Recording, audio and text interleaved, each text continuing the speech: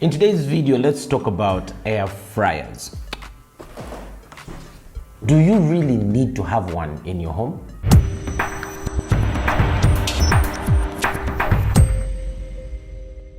What's up? Welcome to Tech Select. Linus is the name, and thank you so much for joining us on this beautiful video about air fryers. Now, first of all, let's try to dive into this and figure out what exactly is an air fryer and why would you really need one in your home. Now, an air fryer like this one that I do have with me is a nice little portable device. Now, they have actually gained lots of popularity recently due to the fact that they can help you fry foods, like literally fry foods without using so much oil. We're used to the usual oil where you deep fry, submerge everything in oil, but using this here, you literally using either no oil or just a little that you just based on whatever it is you are cooking. Now that alone is one of the reasons why they have gained a lot of popularity. Now, looking at this particular air fryer, actually there are different ones out in the market, but in this particular case I've got this one. It looks a little bit roundish, like a little egg kind of shape. Now, many of them come one in different shapes and also in different sizes, so depending on what kind of cooking you want to do, whatever you're set out to do, you might want to get a smaller or a bigger one depending on the size of the family. Now, just looking at it before we get into some of the advantages and disadvantages of one, let's just look at the layout of the said air fryer. So in this particular case, you do get a tray, a movable tray that you pull out.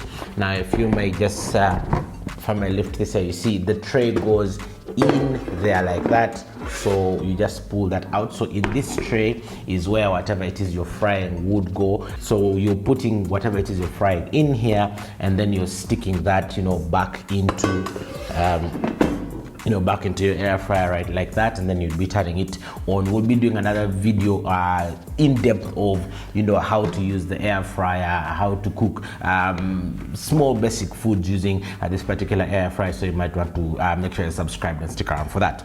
Now, let's just look through some of the advantages and disadvantages of an air fryer. Now, one, let's start with advantages. Why would you want to buy an air fryer for your home?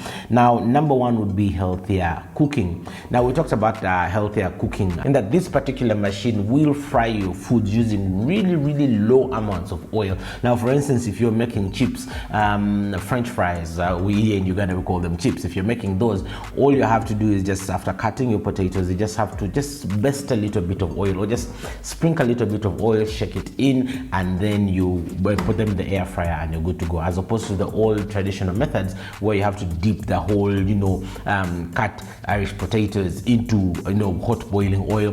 That way the food you're cooking does it absorbs less oil when you put it in the air fryer, hence helping you have a healthier meal. And advantage number two is these machines are really easy to clean. In this particular case, all your cleaning is this over here. So the only thing that gets in contact with your food is this little pot over here. Now, once you put in your foods in here, when it gets to cleaning, you're just pulling this out, you go wash it out. And then also compared to the traditional I don't want to call them traditional, the other means of frying. Now, for instance, if you're using a deep fryer, or if you're just frying over using your saucepan on a gas or on a charcoal stove, you'll notice it is harder to clean off that oil grease. You have to keep scrubbing and use a lot of soap and different kind of detergents. However, and in comparison to this one here, very little oil has gone in. It's easier to clean, and all your cleaning is this little pan over here.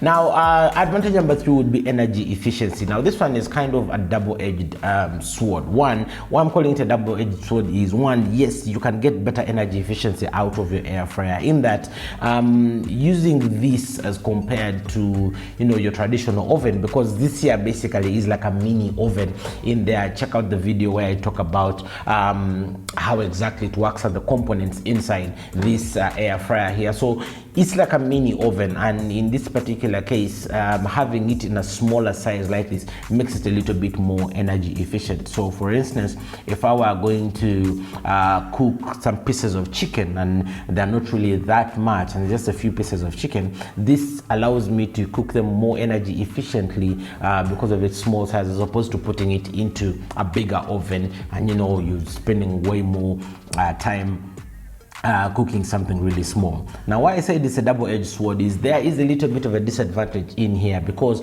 for instance this particular air fryer runs about 2000 watts. Now 2000 watts of power does consume quite a good amount of power, as you can definitely imagine. Now because of air frying, the food is not going to get ready as fast as, you know, just dipping it in traditional oil, so it takes a little bit longer, so you're going to have to give it more time in there. Now remember, this machine is sucking 2000 watts from your socket, so definitely you'll realize the power run out a little faster than when you're using your ordinary traditional deep frying methods, maybe using a deep fryer, or if you're using it on charcoal, if you're in Uganda, Africa, and stuff like that. So in this particular case, it's a double-edged sword on that point. Now closing off, advantages in this case is this air fryer here will give you a bit more safety. Now let's break it down. In this particular case, safety, we are talking about you who is operating the machine, or even maybe people nearby. Now in this particular case, your foods are going inside the machine, you push it in, turn it on, and let it be.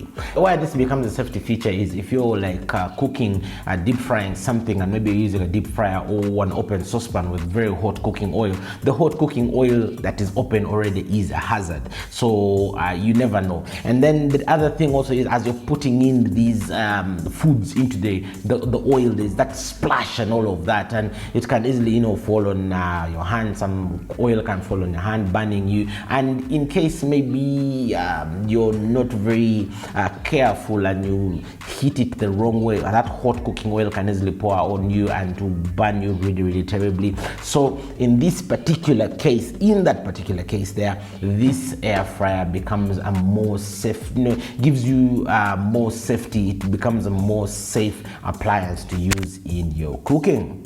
Now let's flip the coin and go to disadvantages. Why would this not be something viable for you? Why would this air fryer not be something viable for you? Let's start with what I said about its size. Now the cooking capacity, this is the disadvantage number one. Cooking capacity of this here is not so great. Now it depends on the size you buy, really, because some of them come in 4 liter, 6 liter, 10 liter. I don't know if there's an 8 liter in between there, but still the cooking capacity is not that much. Now if I may show you using this one that I particularly have, this here is the size of the pan. Compared to my palm, as you can see, I can almost fit my palm in, you know, the inside of this particular pan. Now if I were cooking, let's say fries or chips for a really large family, that means I'd have to put in, cook those, pour that out, put in again, pour that out, put it, like I'd have to refill this about 3 to 4 times. And remember, like just like I said earlier, this thing is guzzling that 2000 watts of power, and now you keep refilling. At the end of the day, you kind of feel the pinching that it will consume more of your power, and it will also become tiring and tiresome, because, you know, you have to keep on refilling it. So you know, you have to keep remove what is cooking, put back. That's what I'm calling refilling. Now in that particular case, the cooking capacity would be a disadvantage in that it gives you more work to do, because you have to do it over and over and over again. And number two is texture differences. Now when you are used, like for instance, when you're used to a particular food having a certain texture, especially from deep frying, when you bring it over to the air fryer, okay, much as some foods do come out really crisp, there is a little bit of a difference in texture. Sometimes the ones from the air fryer don't really give you that texture you're used to, especially if you're coming over from deep fried version of the same food. So in that particular case, that change in texture does give it a disadvantage. So that would be disadvantage number 2 in this particular case. And number 3 would be learning curve. Now, an air fryer is not like a deep fryer, because you see, with the deep fryer, you just, the procedure is the same. Pour in the oil, heat up the oil, throw in what you're going to cook. With an air fryer, there is a bit of a learning curve in that everything has got a different way it cooks. Things cook at different temperatures, they cook at different times, they, you know, you have to put different settings in. So it is going to have a bit of a learning curve. So most times you're going to have a hit or a miss as, you know, you're learning how to operate it. Now, I, for instance, made very many mistakes when I was trying to cook using the air fryer. I kept putting things in the wrong temperature, wrong timing, and all this time my food would always come out not so great. So in this particular case, you do need to have some time for the learning. So there's a very, very high learning curve with air fryers, because you've got to learn how to adjust temperatures, get to know the right timings for cooking. So you're going to have to look up all these different recipes for the usual things you're used to cooking. You're going to have to look up these different recipes for them on an air fryer. So that learning curve there definitely is not for everybody. So that would be a disadvantage right there. Now, this next disadvantage is one that actually does hold a lot of water in my case, and that is initial cost. Yeah, so air fryers, to be honest, are not cheap machines. Now, when you look at them and compare them with your ordinary traditional deep fryer, or if let's say you're home and in this particular case you have your pan, like a saucepan or a frying pan, you already have that at home. You're going to just pour oil in that and fry over maybe your gas stove, charcoal, or whatever. Maybe you're using an electric top or whatever it is. You already have those. Now, when you set out to go out and buy an air fryer, that cost is going to dig into your pocket, and you're actually going to feel it, because now you're buying something that is more or less like an all-in-one in this particular case, and you are going to feel the cost. Now, when you go looking around for good models, definitely you'll see that the better the model, the higher the price it goes. So that initial cost, of course, will definitely eat into your pocket. Now, someone will say that, I will recover that money in terms of, I'll be using less cooking oil, and with time it will recover.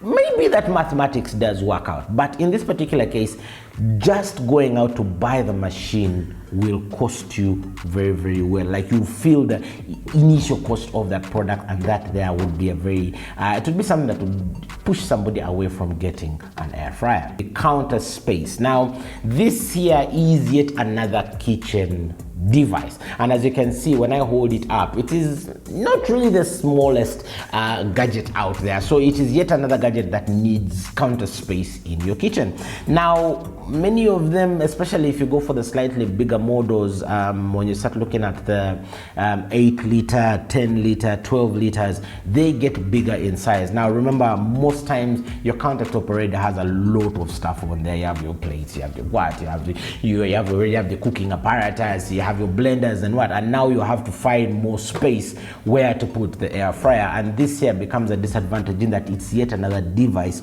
that needs a lot of counter space, and then most times people really struggle finding where to place the air fryer.